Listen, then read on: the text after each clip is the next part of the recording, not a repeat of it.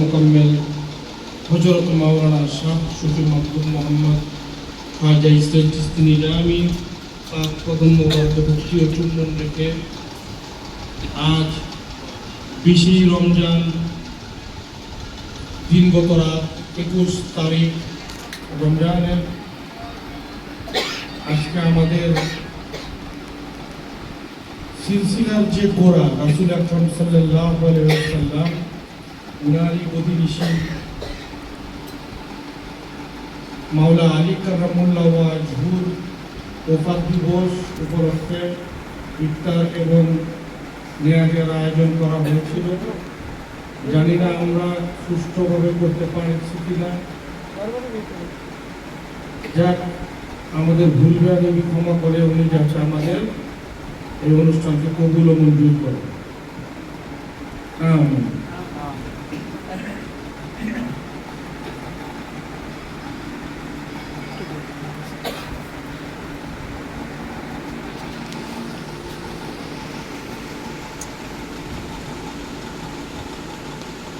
মাওলা আলী কাররামুল্লাহ ওয়াজহু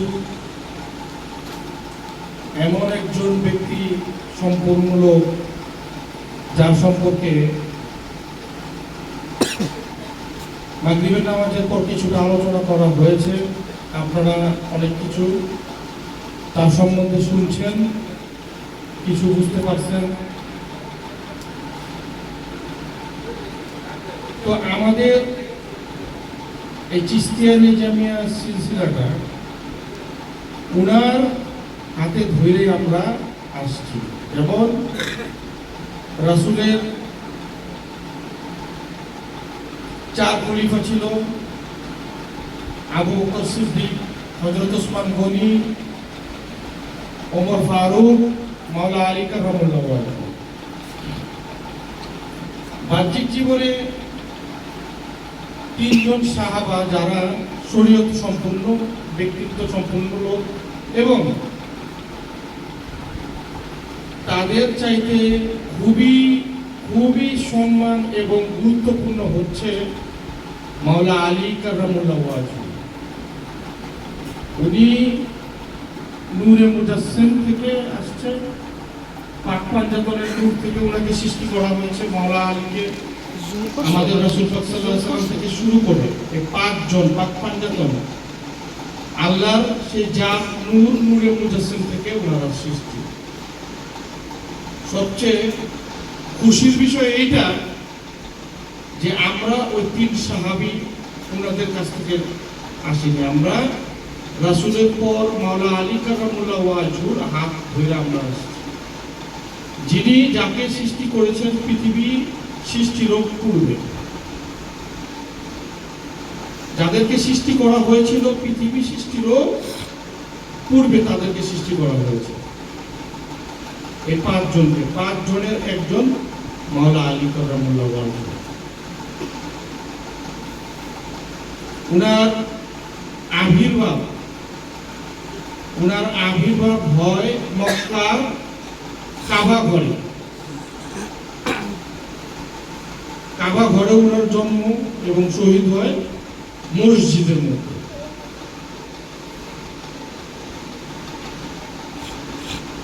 রাসূল আকরাম সাল্লাল্লাহু আলাইহি ওয়াসাল্লাম বলেছিল, আমি আর আমার আল্লাহ ব্যতীত মাওলা আলী কাররামুল্লাহ ওয়াজহুকে কেউ চিনতে পারে না।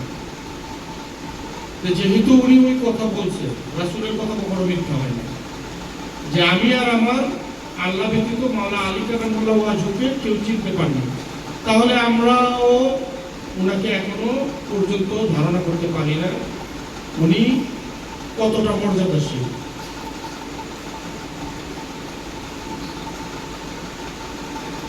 রাসূলের সাথে জন্মলগ্ন থেকে উনি ছিলেন, জন্ম থেকে শুরু করে সারাটা জীবন উনি রাসূলের পাশে ছিল।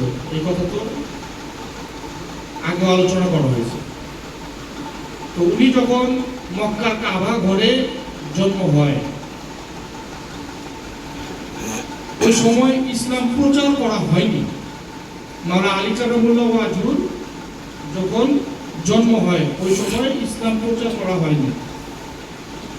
ইসলাম প্রচারণা শুরু হয়েছে মাওলা আলী কারামুল্লাহ ওয়াজুর বয়স যখন 5 থেকে 7 বছর, ওই সময় থেকে। ছোটবেলা থেকে তো মাওলা আলী কারামুল্লাহ ওয়াজু রাসূল আকরাম সাল্লাল্লাহু আলাইহি সাল্লামের সাথে হেরা গুহায় যখন রাসূল ধ্যানমগ্ন অবস্থায় ছিলেন, ওই সময় মাওলা আলী কারামুল্লাহ ওয়াজু এবং মা খাতুনে জান্নাত আমাদের খাদিজাতুল কুবরা রাসূল আকরাম সাল্লাল্লাহু আলাইহি সাল্লামের যে পরিবার ছিলেন, উনি আর মাওলা আলী, এই দুইজন ব্যক্তি ওই হেরা গুহায় যাওয়া।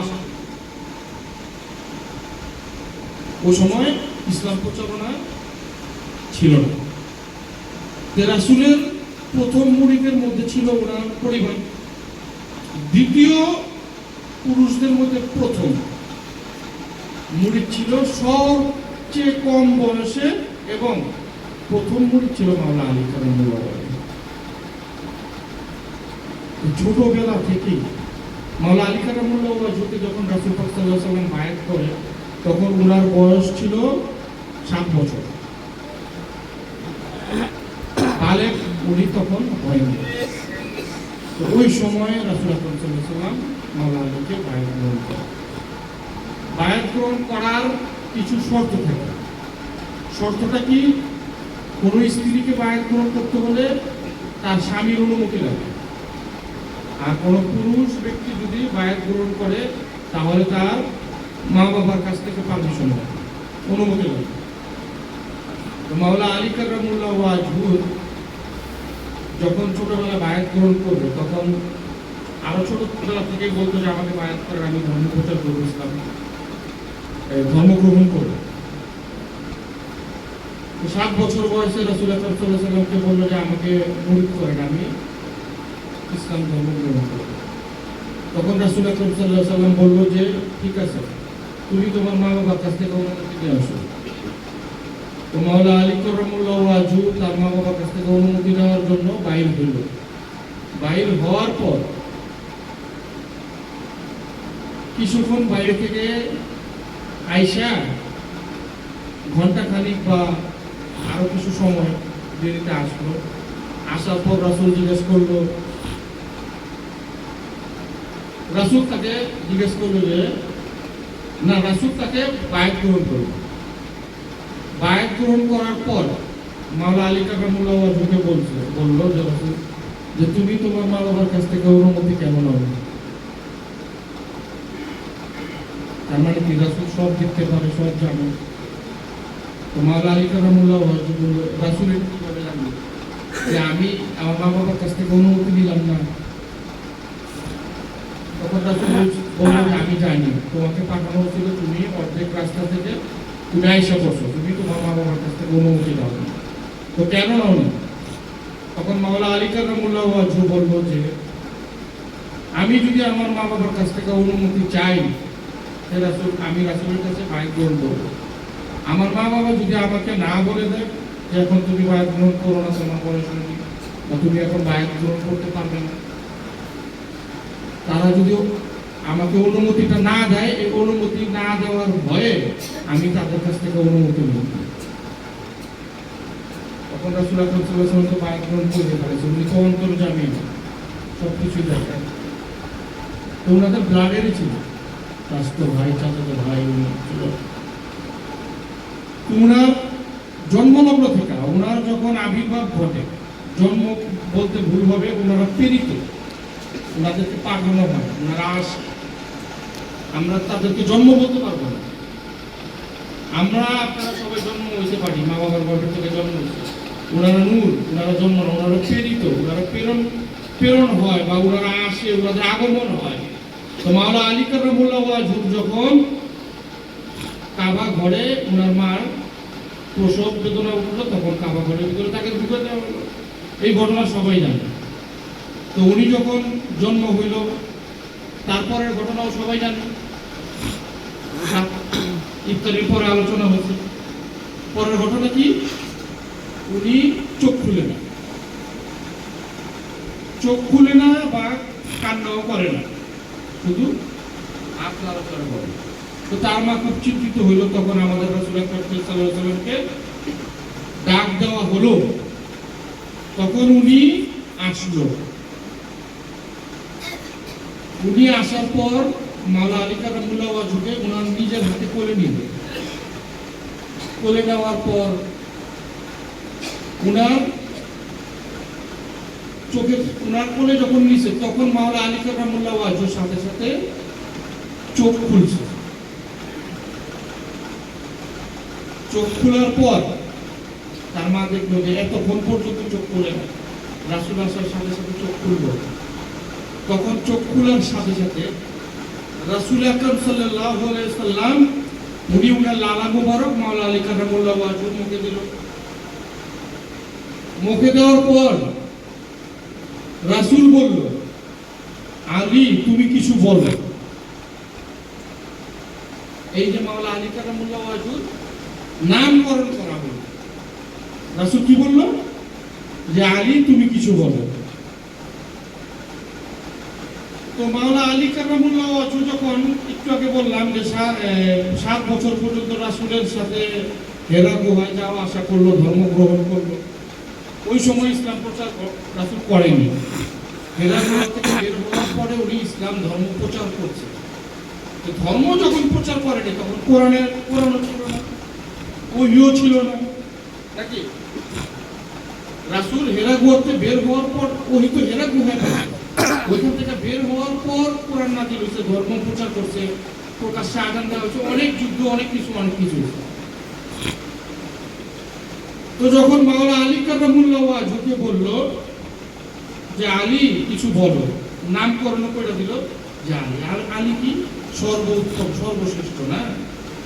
আলী কিছু বলে, এই যে মাওলা আলীর নাম কে দিল?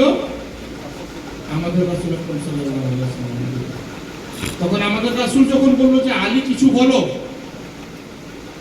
তখন মাওলা আলী কারামুল্লাহ ওয়াজহু সূরা মুমিন সম্পূর্ণ সূরাটা উনি পাঠ করছেন।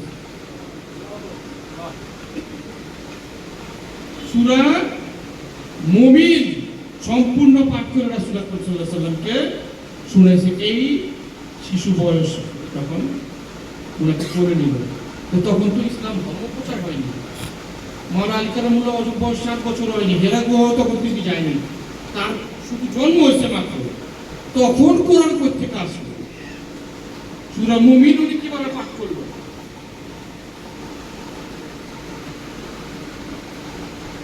সম্পূর্ণ সূরা মুমিন রাসূল আকরাম সাল্লাল্লাহু আলাইহি সাল্লামকে পাঠ কইরা উনি শুনাইছে।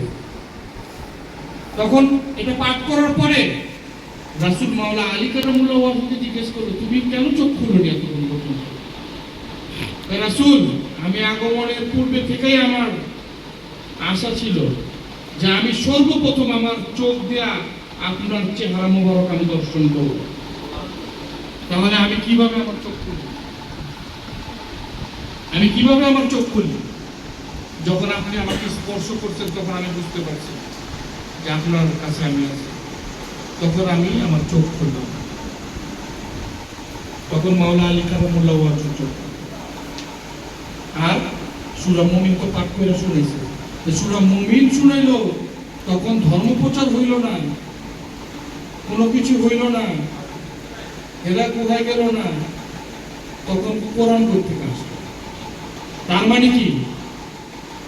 কোরআন তো আপনার জানেন আল্লাহর বাণী না? কোরআন তো কার বাণী? আল্লাহর বাণী। তাহলে এই আল্লাহর বাণী মাওলা আলী কারামুল্লাহ ওয়াজহু কই থেকে পাইল? মাওলা আলী কারামুল্লাহ ওয়াজহু বাণী, কোরআন, আল্লাহর বাণী উনি কই থেকে পাইল? তার মানে কি স্বয়ং খোদা ওনার ভিতরে বিরাজমান। উনার মধ্যে খোদা থেকে, মৌলার মুখ থেকে, খোদার মুখ থেকে মাওলার বাণী রাসূলকে শুনেছে। ওনারা দুইজন ছিল প্রেমিক। মাওলা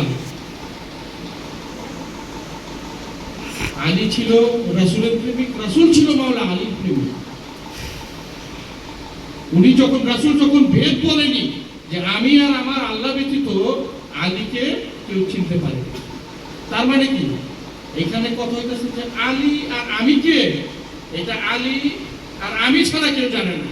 এই কথার মানে যারা তরিকতপন্থী ব্যক্তি, যারা মারফত পর্যন্ত গেছে, তারা বলতে পারবো যে এই কথার মানে হইতেছে আমি আর আলী এই দুইজনকে, এটা আমি আর আলী ছাড়া আর কেউ করতে পারবো না। তার মানে যে এখানে খেলা আছে।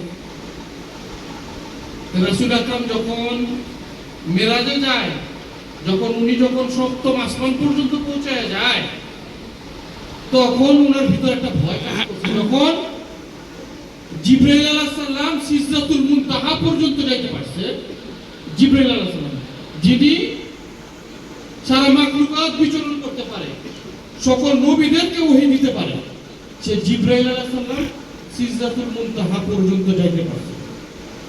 তারপর আমাদের রাসূল আকরাম সাল্লাল্লাহু আলাইহি সাল্লামকে বলে যে হে রাসূল, এরপরে যাওয়ার আর আমার আর ক্ষমতা নাই। কেন নাই? আল্লাহ প্রভুর যে নূর, সেই নূরের তাজিল্লা আমি সহ্য করতে পারবো না।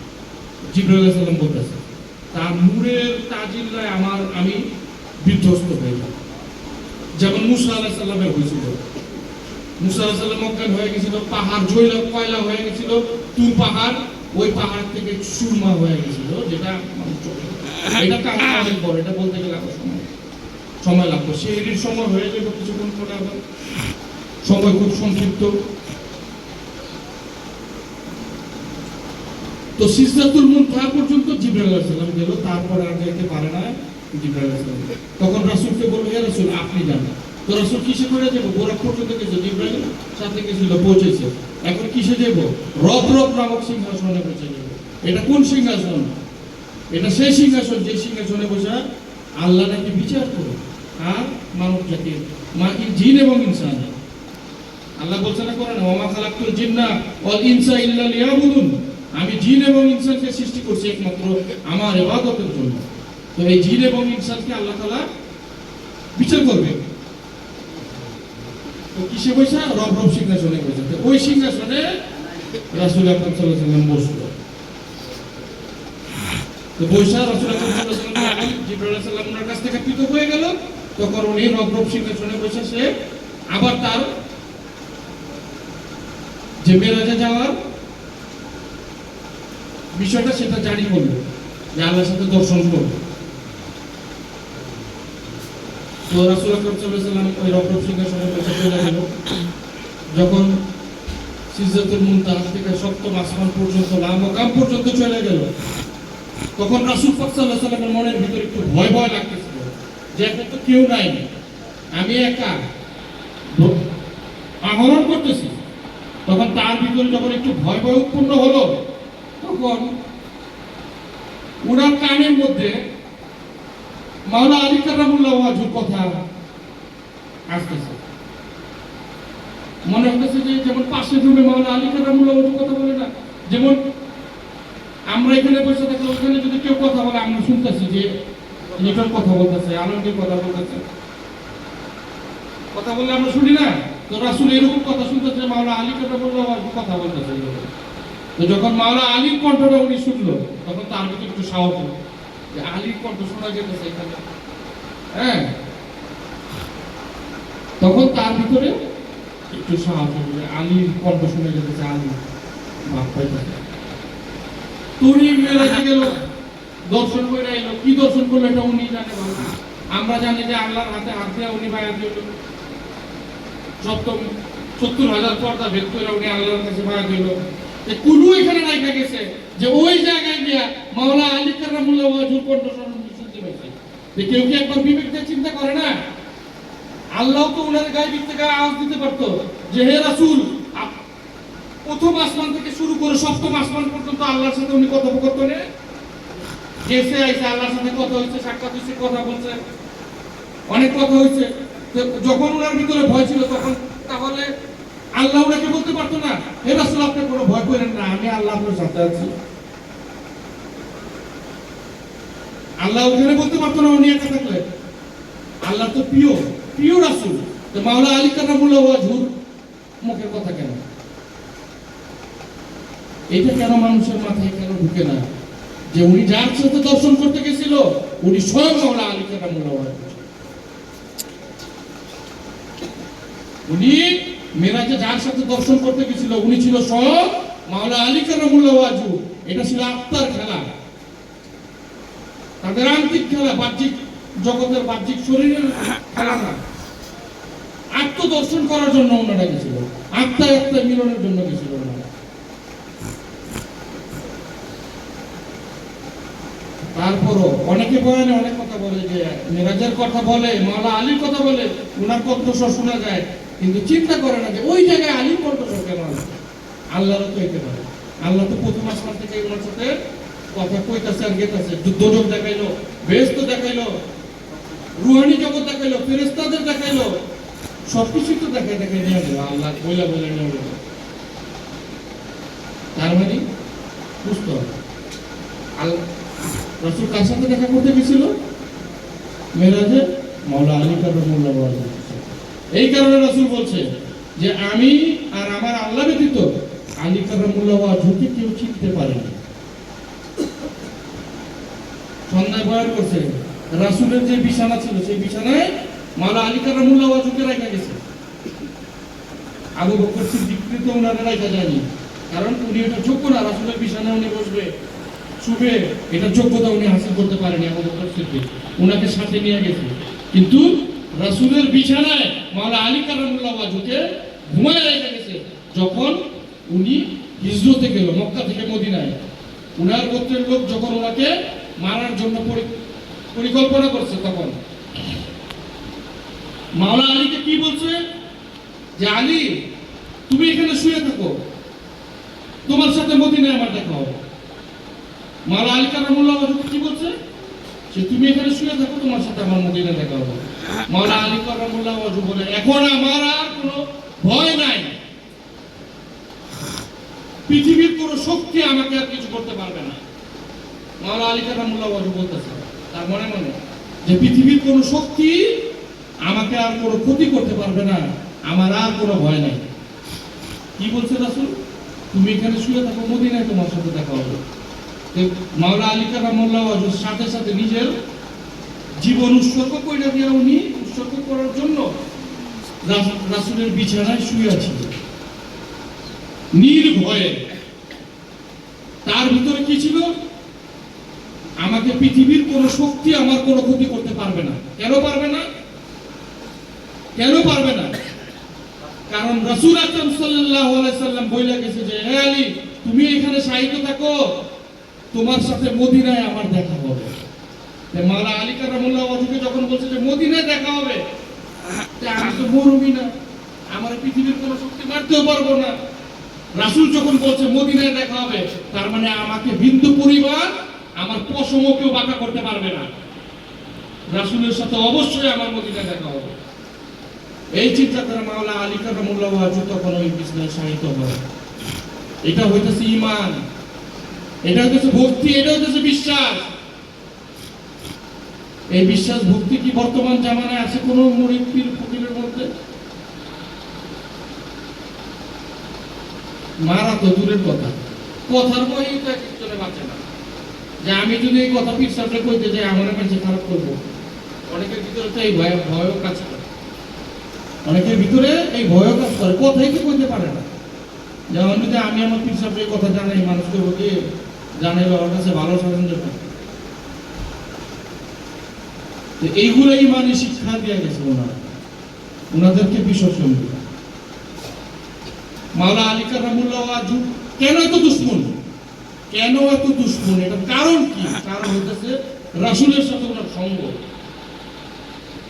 রাসূলের সাথে ওনার সঙ্গ। এই কারণে হচ্ছে মাওলা আলী কারামুল্লাহ ওয়াজু এত দুশ্মন।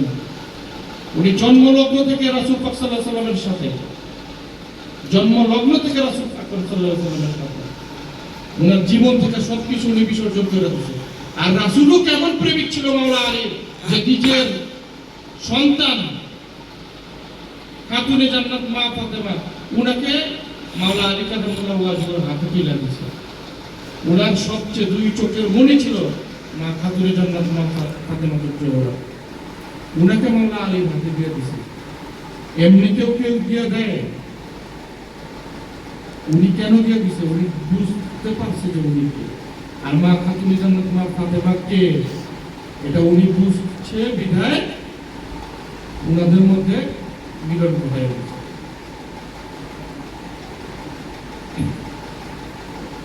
তো এই মাওলা আলী কারামুল্লাহ ওয়াজহু আর রাসূলকে দিয়া সারা জীবন পরীক্ষা চলে গেছে মানুষের ভিতরে। তৎকালীন সময়ে মানুষ মুনাফিকদের চিনার ব্যাপারে মাওলা আলী কারামুল্লাহ ওয়াজহু সম্পর্কে রাসূল বলে দিয়েছে। এটার উপমা মাওলা আলীকে দিয়ে রাসূল দিয়ে গেছে। কিছু সাহাবারা রাসূল আকরাম সাল্লাল্লাহু আলাইহি ওয়াসাল্লামকে জিজ্ঞেস করতেছে, হে রাসূল, আমরা মুনাফিক কিভাবে চিনব?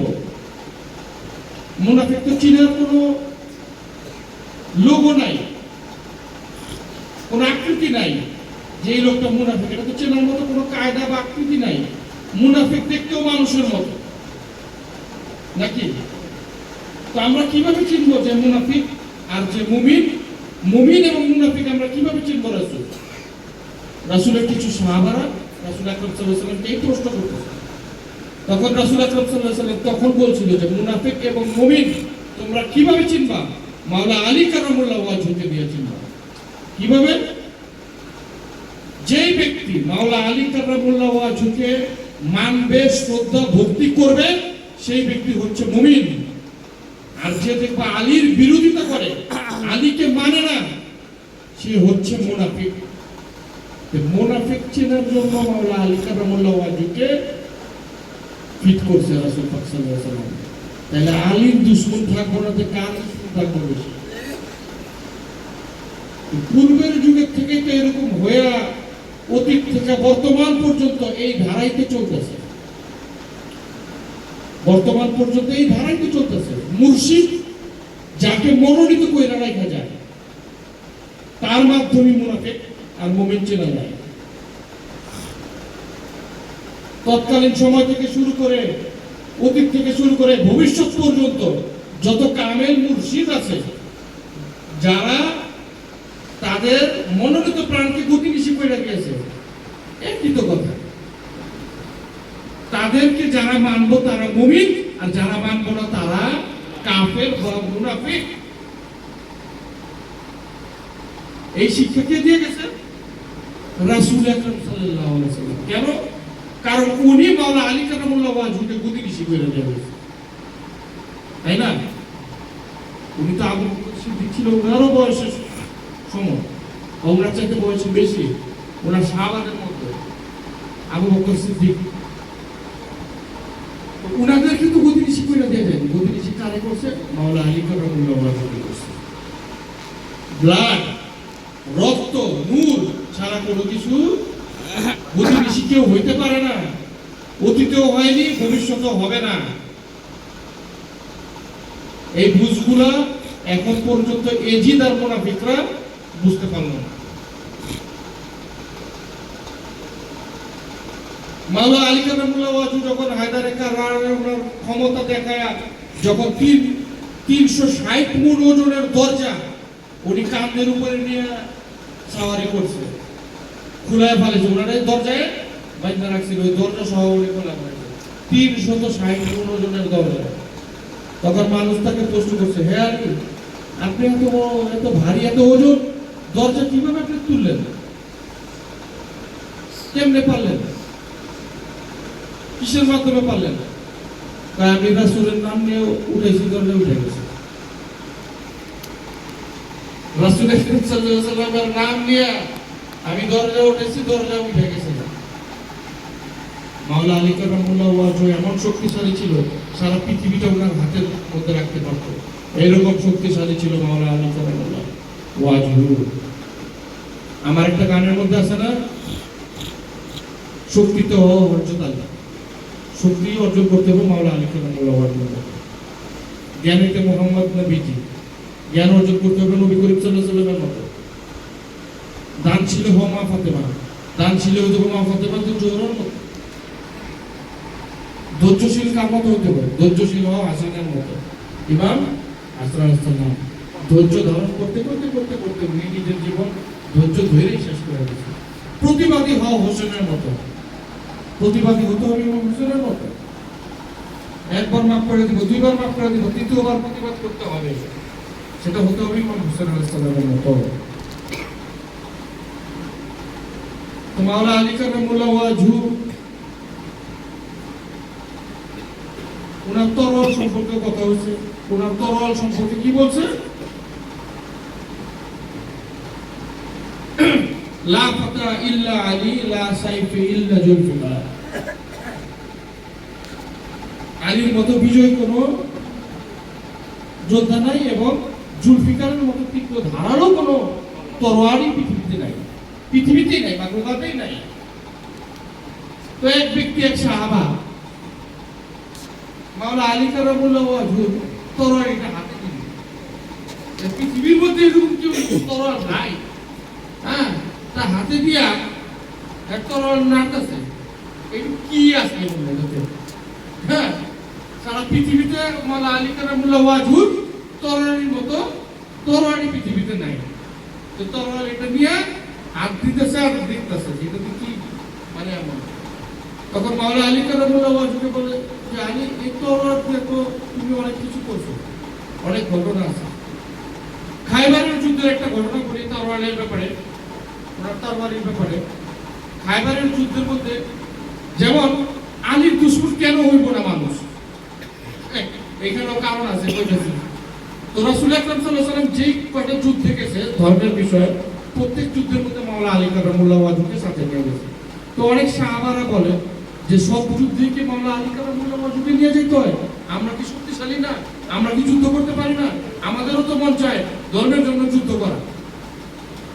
তো সবাইকে রাসূল চেঞ্জ করে নিয়ে যায়, কিন্তু মাওলা আলীকে কখনো বাদ দেয় না, ওনারও সবসময় নিয়ে যায়। আর আমাদেরকে পাল্টায় নিয়ে যায়, অনেক সাহাবী ভাইদেরকে নিয়ে যায়। তুমি মদিনা দেখো বা দেখার জন্য কিছু মানুষ তো রেখে যাইতে হয়, আমরা বাইরে গেলে দরবারে কেউ রেখে যায় না, এরকম। তো কিছু মানুষ ওখানে রেখে যায়। তো মাওলা আলী কারামুল্লাহ ওয়াজহুকে সবসময় নিয়ে যায়। তো যখন সাহাবারা এই ধরনের কথা বলতেছে মাওলা আলী কারামুল্লাহ ওয়াজহুকে নিয়ে, যে উনাকে সবসময় নিয়ে যায়, আমাদের তো নিতে পারে। একদিন আলীকে রেখে যাও, আলীকে কেন রাখেন? আলীকে একদিন এখানে দায়িত্ব দিয়ে যাও, মদিনা, তুমি মদিনায় থাকো, আমরা সবাই যুদ্ধে যাই। তো রাসূল আকরাম সাল্লাল্লাহু আলাইহি ওয়াসাল্লামের কানে এই কথাটা গেছে। রাসূল আকরাম সাল্লাল্লাহু আলাইহি ওয়াসাল্লামের কানে যখন এই কথাটা গেল যে আলীকে নিয়ে এই ধরনের কথা হচ্ছে, তার কিছুদিন পরে খাইবারের যুদ্ধ, তার কিছুদিন পরে ধর্মের জন্য খাইবারের যুদ্ধ। তো খাইবারের যুদ্ধের মধ্যে রাসূল আকরাম সাল্লাল্লাহু আলাইহি ওয়াসাল্লাম কি করলো? মাওলা আলী কারামুল্লাহ ওয়াজহুকে মদিনা শরীফে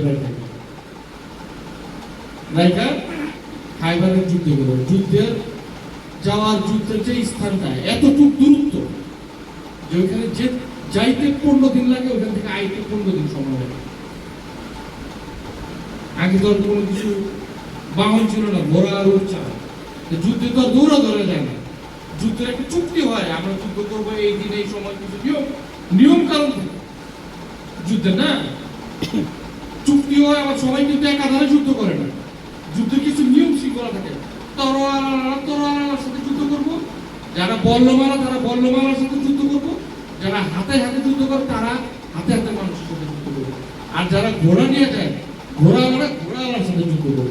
যুদ্ধের কিছু শৃঙ্খলা আছে। আবার যখন সূর্য ডুবে যাইব, মাগরিবের সময় হয়ে যাবে, যুদ্ধ স্থগিত হয়ে যাবে, যার যার তাবুতে তারা চলে যাবে, আবার সকালে আবার যুদ্ধ চালু হবে। নিয়ম তো এটাই। কিন্তু মানুষ মনে যদি করে যে যুদ্ধ লাগাতার একবারে মাইনা ধরে শেষ করে যুদ্ধ হইব, এরকম না, কিছু নিয়ম থাকে। তো যুদ্ধে গেল, তো যাইতে তো 15 দিন। সব যুদ্ধে তো রাসূল সাল্লাল্লাহু আলাইহি ওয়াসাল্লাম মাওলা আলী কারামুল্লাহ ওয়াজহুকে নিয়ে গেছে, যুদ্ধতে ফাতনা পাইছে, মানে জয়ী হয়েছে।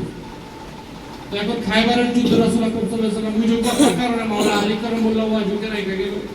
রাইখা যাওয়ার পর উনি তো সেনাপতি থাকে, যুদ্ধে সেনাপ্রধান, সেনাপতি ছিল। তো মাওলা আলী কারামুল্লাহ ওয়াজহুকে রাইখা গেল, অন্যজনকে সেনাপতি হিসেবে উনি নিয়ে গেল। তো মাওলা আলী কারামুল্লাহ ওয়াজহু থাকলো, যুদ্ধে গেল। যুদ্ধে যাওয়ার পরে আমি যুদ্ধ করতে করতে এমন অবস্থা হয়েছে, সব শেষ হয়ে যায় রাসূলের। সাহাবারা সবাই টেনশনে পড়ে গেছে। এখন কয় আমার ভাইয়ের দরকার ছিল যুদ্ধের মধ্যে, মাওলা আলী কারামুল্লাহ, এই যুদ্ধে ওনার দরকার ছিল। তখন রাসূল আকরাম সাল্লাল্লাহু আলাইহি ওয়াসাল্লাম বলল যে তোমরাই তো বলছো যে মাওলা আলীর দরকার নেই, আমাদের অধীনে আমরা তো করতে পারি, এখন আবার মাওলা আলীর কথা চিন্তা করে কেন? যুদ্ধ কয়দিন হয়ে গেছে, প্রত্যেকটা দিনে তারা যুদ্ধে পরাজিত হয়েছে, জিততে পারেনি, তারা প্রত্যেক দিন যুদ্ধে হারছে। রাসূল আকরাম সাল্লাল্লাহু আলাইহি ওয়াসাল্লামকে যখন এই কথা বললো যে আমার ভাই আলীকে দরকার, তখন রাসূল সাল্লাল্লাহু আলাইহি ওয়াসাল্লাম বলছে এটা কিভাবে সম্ভব? মাওলা আলী কারামুল্লাহ যদি এখানে আসে, ওরা ওইখান থেকে আসতে 15 দিন সময় লাগতো। এর আগে তো যুদ্ধ সব তোমরা সব শেষ হয়ে যাবে নাকি? তখন রাসূল আকরাম সাল্লাল্লাহু আলাইহি ওয়াসাল্লাম তার সাহাবাদের নিয়ে চলো আমরা তাবুতে যাই, তাবুতে যাই আমরা দোয়া পাঠ করি। তো রাসূল আকরাম সাল্লাল্লাহু আলাইহি ওয়াসাল্লাম তাবুতে গিয়া সব সাহাবাদের নিয়ে তাবুর ভিতরে দোয়া পাঠ করতেছে যে আমাদের যুদ্ধে যাতে আমরা জয়ী হতে পারি, আমাদের আল্লাহ এই ব্যবস্থা করে, সেই ব্যবস্থা করেন। দোয়াতে যা করা হয়, তখন রাসূল আকরাম সাল্লাল্লাহু আলাইহি ওয়াসাল্লাম কিছুক্ষণের মধ্যে দোয়া বন্ধ করে দিয়া তখন বলল যে শোনো, তোমরা ওই তাবুর পিছনে যায় দেখো একজন লোক দাঁড়াইছে, তাকে নিয়ে আসো। তখন 4-5 জন পীর ভাই গেল, তার সাহাবা গেল, যা দেখো মাওলা আলী কারামুল্লাহ দাঁড়ায় আছে।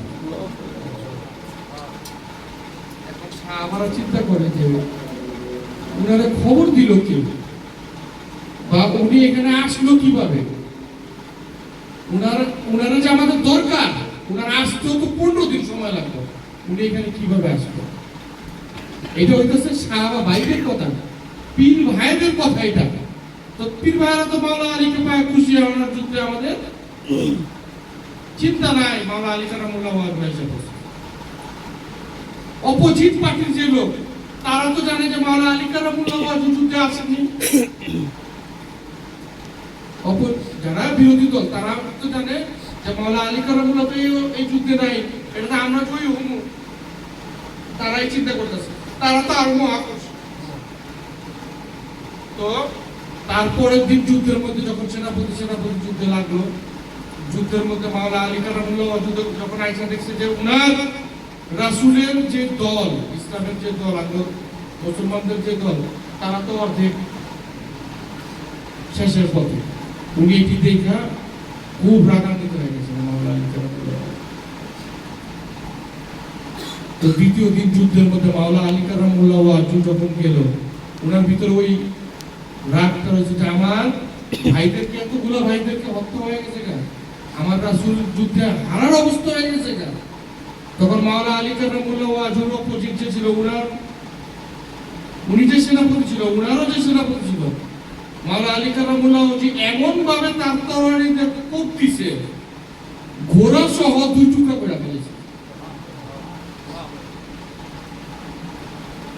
জুলফিকার দিয়ে এমন ভাবে কোপ দিছে, ঘোড়া সহ 2 টুকরো হয়ে গেছে। যখন এই ঘটনা ঘটলো তখন ওনাকে নিয়ে গেল, নিয়ে যাওয়ার পর উনাদের দুশমন যারা ইসলামের বিরুদ্ধে যারা যুদ্ধ করতেছিল, তখন এইটাকে নিয়ে গেল, এই দেহ বডিটাকে, যখন বললো যে এমন এমন অবস্থা করছে, ওনারা তো জানে না যে মাওলা আলী আসছে কিনা, এইগুলোর ভিতরে তো দেখা যায় না। তো উনারা যখন নিয়ে গেল, দেখলো যে 2 টুকরা ঘোড়া সহ। তখন উনাদের যে মেন প্রধান ছিল, যিনি পরিচালক যুদ্ধের, উনি বলতেছে যে ঘোড়ার এই অবস্থা, এখানে মাওলা আলী কারামুল্লাহ কিছুটা আওয়াজ পাওয়া যায়, উনার মতো লোক ছাড়া এইভাবে কোপ দিয়ে কেউ 2 টুকরা করতে পারবে না। সন্দেহ ঘোষণা কইতাছে যে আলীর মতো কাজ এটা, সন্দেহ হইতেছে আমার আলীও যুদ্ধে আছে। তো সন্দেহ মিটানোর জন্য কি ঘোড়া যে আরেকটা টুকরো হয়েছে, ওইটা আরেক টুকরো নিয়ে আসো, মানুষ সহ দেহ সহ 2 টুকরো হয়েছে। তখন 2 টুকরা আইনা কি 2 পাল্লার মধ্যে রেখে মাপো। তো যখন 2 টুকরা আইনা পাল্লার মধ্যে মাপলো, মাইপা দেখা যায় কাটা কাটা 2 টুকরা 100 মান। মনে যত মন এখানে অত মন, মানে ওখানে যত কেজি আরেক টুকরে অত কেজি। তখন সে কইল কনফার্ম মাওলানা আলী কারামুল্লাহ ওয়াজ ওই কাজ করছে। উনার মতো ন্যায় পরায়ণ ব্যক্তি এই পৃথিবীর মাখলুকাতের বুকে নাই, যে উনি যাকে তাওরাল দিয়ে কোপ দেয় এইটার মধ্যে উনার মাপ থাকে, উনি যে টুকরাটা করবে এটার মধ্যে সমান পরিমাণ উনি করবে। মাওলানা আলী কারামুল্লাহ ওয়াজ ওর যে কোপ দিয়ে যে দুই টুকরা করছে এটাও উনি সমানভাবে টুকরা করে দিচ্ছে, কোনো অংশে কম নাই। এই হচ্ছে মাওলানা আলীর ঘটনাতে। ওনাকে মানবো মানুষ, ওনার প্রতি তো হিংসা থাকবো মানুষের ভিতরে, কার প্রতি থাকবো? ওনার প্রতি তো থাকবো যে রাসূলের এত মায়া করে কেন, এর নিয়ে তো হিংসা থাকবো মানুষের ভিতরে। গেল তো ওই ঘটনায় আসি যে সাহাবারে তরল, সাহাবা দেখতেছে লাফতাছে চাপতাছে, তোমার তরল নাকি এত শক্তিশালী, হ্যাঁ এটা তো আমি দোষী, এরকম তো মনে হয় না, ধারাল একটা তরল, তুমি নাকি তরল যে পাহাড় দুই টুকরো করে আলাও, ঘোড়া দুই টুকরো করে আনেছে, এটা তো আঙ্গ তরলের মতোই দেখা যায়। লাফাতা ইল্লা আলিল্লাহ সাইফি ইল্লা জুলফিকার, তো ওইরকম তো তোমার তরলের মধ্যে কিছু দেই না। তখন উনি বললো ঠিক আছে তুমি ট্রাই করে দেখো। তখন ওই সাহাবী কি করলো, তরল ঢালিয়া পাহাড়ের পাথরের মধ্যে কোপ দিল, ঠাং করে আওয়াজ হইল। হ্যাঁ, মাওলানা আলী কারামুল্লাহ ওয়াজ তরল নিয়ে বড় পাথরের মধ্যে কোপ দিল, পাহাড় দিয়ে তরল দিয়ে দুই টুকরো করে বানায়, সে পাথরের মধ্যে কোপ দিল, ঠাং করে আওয়াজ হইল, কিছুই না। তখন মাওলানা আলী বলল কি তরল, এটা তো আমার কাছে লোহার টুকরা, মানে তুমি পাহাড় টুকরা করে ফেলাও, মানুষ দুই টুকরা করে ফেলাও, এটা তো পাথর টুকরা করা যায় না তোমার তরবারি দিয়ে। ওই সাহাবা কইতাছে মাওলানা আলী কারামুল্লাহ ওয়াজ, তখন মাওলানা আলী কারামুল্লাহ ওয়াজ বলতেছে যে এই তরবার জুলফিকার তখনই হয় যখন মাওলানা আলী কারামুল্লাহ ওয়াজের হাতে থাকে। যতক্ষণ পর্যন্ত এটা মাওলানা আলী কারামুল্লাহ ওয়াজুর হাতে থাকবে ততক্ষণ পর্যন্ত এটা পৃথিবীর শ্রেষ্ঠ তরবার। এই তরবার দিয়া পাহাড় কেন সমস্ত মাখলুকাত দুই টুকরো করে বানানো হবে। আর তোমাদের হাতে যখন এটা থাকবে তখন এটা লোহার টুকরাই মনে হবে। যখন এই তরবারি মাওলানা আলী কারামুল্লাহ ওয়াজুর হাতে থাকবে তখন মাখলুকাতের কোন শক্তি এই তরবারির সামনে টিকবে না। যেমন রাসূল আকরাম সাল্লাল্লাহু আলাইহি ওয়াসাল্লাম উনি যখন ওফাত করবেন, ওফাত করার অনেক বছর আগে ওফাতেরও অনেক বছর আগে মাওলানা আলী কারামুল্লাহ ওয়াজু সম্পর্কে কুলু দিছিল তার সাহাবাদের। কি কুলু দিছিল?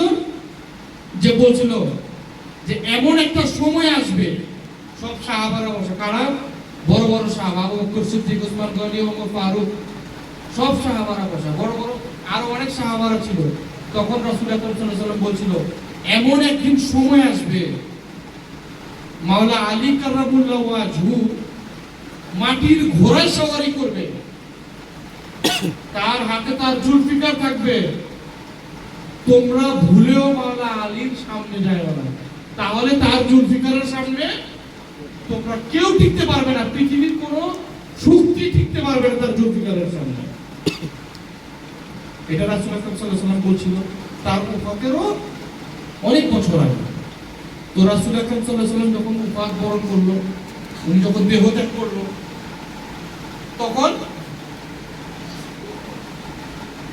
কিছু সংখ্যক লোক রাসূল আকরাম সাল্লাল্লাহু আলাইহি ওয়াসাল্লামের দেহ মোবারকের সামনে ছিল, আর যারা বড় বড় সাহাবারা ছিল, আবু বকর সিদ্দিক, ওসমান গনি, ওমর ফারুক, ওনারা খেলাফত আন্দোলন নিয়ে ব্যস্ত ছিল, যে রাসূল চলে গেছে, গদিতে এখন কে বসবে, এইটা নিয়ে তারা ব্যস্ত ছিল। অথচ রাসূলের দেহ মোবারক 3 দিন পর্যন্ত পড়ে ছিল, কেউ একটা সাহাবারা যায়নি। পাশে কে ছিল?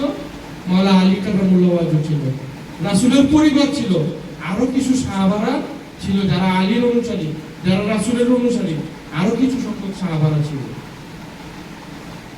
তো কিছু লোক ছিল, তো মাওলানা আলী 3 দিন পর্যন্ত দেখা, তারপর রাসূল আকরাম সাল্লাল্লাহু আলাইহি ওয়াসাল্লামকে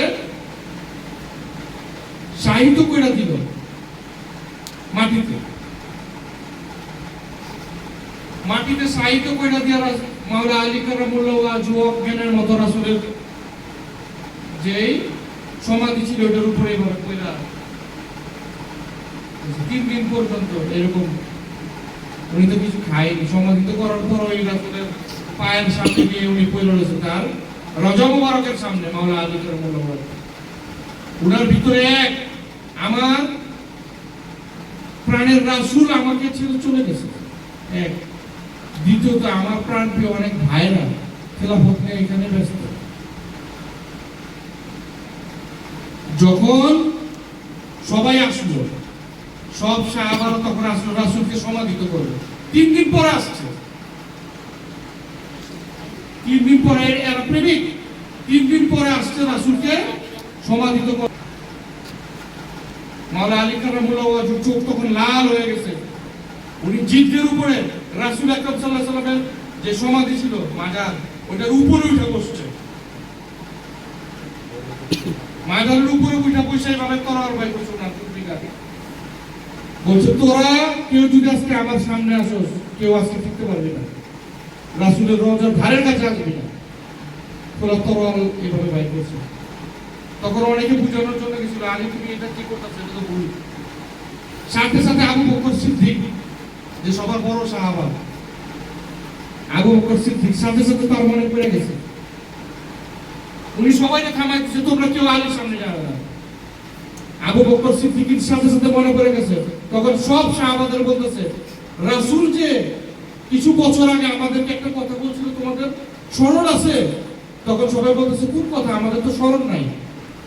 তখন বলতেছে যে আমাদের রাসূল আকরাম সাল্লাল্লাহু আলাইহি ওয়াসাল্লাম বলছিল না যে এমন একদিন সময় আসবে তোমরা মাওলা আলী কারামুল্লাহ ওয়াজহুর পাশে কেউ যায় না, কারণ তোমরা ওর তরবারি থেকে কেউ বাঁচতে পারবে না।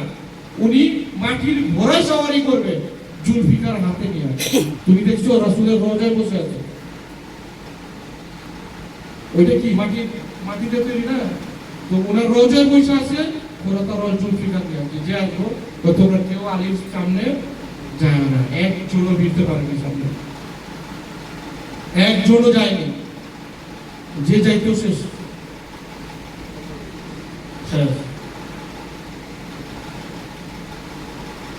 রাসূল গায়েব নাকি জানে না, উনি তো ভবিষ্যৎ জানে। উনি কি বলে গেছে? মাওলা আলীর কথা বলে গেছে। কেন বলে গেছে? জানে এই ধরনের ঘটনা ঘটছে।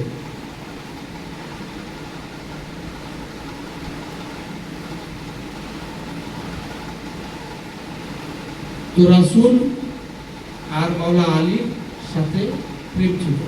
রাসূল যখনই আগমন করবে মাওলা আলীও তখন আগমন করবে না। যখন ওনারা একে অপরের পরিপূরক, যখন রাসূলের আগমন হবে পাক পাঞ্জাবে 5 জনই আসবে। ওই সময় ওনারা আসছিল এক একজন এক এক চরিত্র নিয়ে, এক একটা চরিত্রের ভূমিকা পালন করছে ওনারা। মায়ের ভূমিকা একজন ছিল, স্বামীর ভূমিকা একজন ছিল, ছেলে ভূমিকা একজন দুজন ছিল, রাসূল ছিল পিতার ভূমিকা। এমনি ভাবেই ওনারা যখন আগমন করবে, যখন রাসূলের আগমন হবে তখন আল্লাহ বসে থাকতে পারে না। এই কারণে তো আল্লাহ বলে তোমরা কেন দেখো না আমরা তোমার শাহরগের চেয়ে নিকট আছি, আমরা তোমার শাহরগের চেয়ে নিকট আছি। কেন বলে নাহনু ইলাইহিল বিন হাবলিল ওয়ারিদ, তোমরা কেন দেখো না আমরা তোমার শাহরগের চেয়ে নিকট আছি। আল্লাহ আমরা কেন বলে? তোমরা কেন দেখো, আল্লাহ বলতে পারে না তোমরা কেন দেখো না আমি তোমার শাহরগের চেয়ে নিকট আছি। কোরআনে তাই কথা নাই। নাহনু ইলাইহিল বিন হাবলিল ওয়ারিদ, তোমরা কেন দেখো না, বান্দাদেরকে বলতেছে তোমরা কেন দেখো না আমরা তোমার শাহরগের চেয়ে নিকট আছি। আমরা কি? আমরা পাকে পাঞ্জাতা খুঁজো, খুঁজতে হবে, না খুঁজলে পাওয়া যাবে না।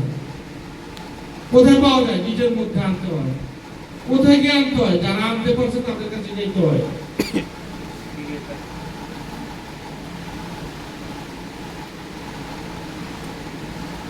তেলের দোকানে গিয়ে আদা চাইলে আদা পাওয়া যাবো? আদার দোকানে গিয়ে তেল চাইলে তেল পাওয়া যাবো? পাওয়া যাবো না।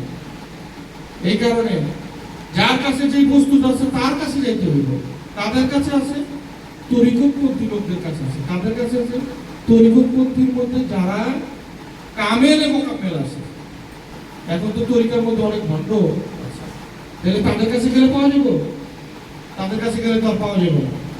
যারা কামেল এবং কামেল আছে তাদের কাছে যাইতে হবে, তাইলে পাওয়া যাবে, নাইলে পাওয়া যাবে না।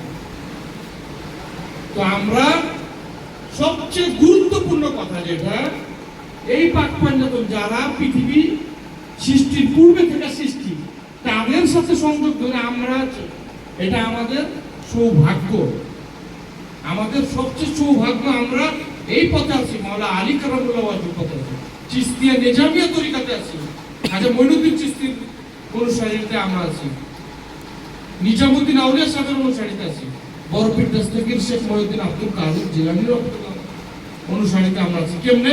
নিজামুদ্দিন আউলিয়া সাহেবই তো আমাদের যে বড় পীর দস্তগীর উনার পরজনম নিজামুদ্দিন আউলিয়া সাহেব।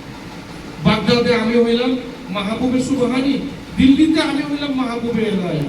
তাহলে আমরা চিশতিয়া কাদরিয়া নিজামিয়া সব তরিকার অনুসারী না? তাছাড়া আবার পূর্বের থেকে, পৃথিবী সৃষ্টির পূর্বে থেকে যেই সংযোগ আমাদের ছিল, আমরা সেই রশিদের আছি। আমরা দুনিয়ায় বাহ্যিক জগতের আবু বকর, ওসমান গনি, ওমর ফারুকের অনুসারী না, আমরা মাওলা আলী কারামুল্লাহ ওয়াজুর অনুসারী, যারা নূরে মুজাসসাম থেকে আসছে, সেই নূরের অধিকারী আমরা। আমাদের সিলসিলার রশি থাকবে পৃথিবীর সৃষ্টির পূর্বে থেকে আমাদের সিলসিলা ধরে আসছে এই পর্যন্ত, আর এটা আজীবন থাকবে। আমরা সবচেয়ে সৌভাগ্যবান যে আমরা মাওলা আলী কারামুল্লাহ ওয়াজুর, মাওলা ইয়াতেক থেকে আমরা আসছি, তারই নামে আমরা আজকে অনুষ্ঠান করতেছি।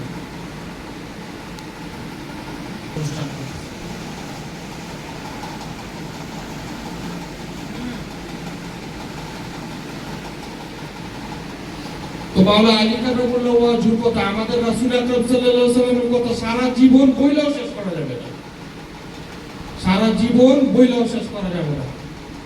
তো কথা যাই শুনেন, ওনাদের যে সিমিলারিটি আছে, রাসূল যা বইলা গেছে আলী সম্বন্ধে, শুধু আলী সম্বন্ধে বইলা যায়নি, এটা ভবিষ্যৎবাণী ছিল। রাসূল তার এখন আইসা বলবো না, বলবো না। রাসূল কারা? রাসূলের কি সমাপ্ত হয়েছে? হয়নি, রাসূল এখন আছে বর্তমান। যুগের পর যুগ যারা আহলে বায়তের অনুসারী হয়ে আস্তে আস্তে আসছে, তারাই রাসূল, তাদেরকে প্রেরণ করা হয়েছে, আর তাদেরকেই মানতে হবে। যারা মাওলা আলী আর রাসূলের প্রতি অনুসরণ করে যেভাবে যারা মানবে, বর্তমান জামানার পীর আর গদিনী শিখে সেভাবে মানতে হবে। যারা মানবে তারা মুমিন, যারা মানবে না তারা কাফের। সোজা হিসাব কিতাবে কাফের বা মুনাফিক চেনার উপায় এটা। কারণ মুনাফিক আর কাফের চেহারা আর মুমিনের চেহারা দেখতে একই রকম, আর চেনার উপায় মানা আর না মানার মধ্যে। রাত গভীর হয়েছে, সেহরির সময় হয়েছে, এখন সবাই সেহরি করবে। আর কথা বলে বক্তব্যটা দীর্ঘায়িত করার প্রয়োজন নেই, আজান আবার দিয়ে দেবে। তাই এইগুলা আমার কথা এখানে সমাপ্ত করলাম। ও আখির দাওয়ানা আলহামদুলিল্লাহি রাব্বিল আলামিন।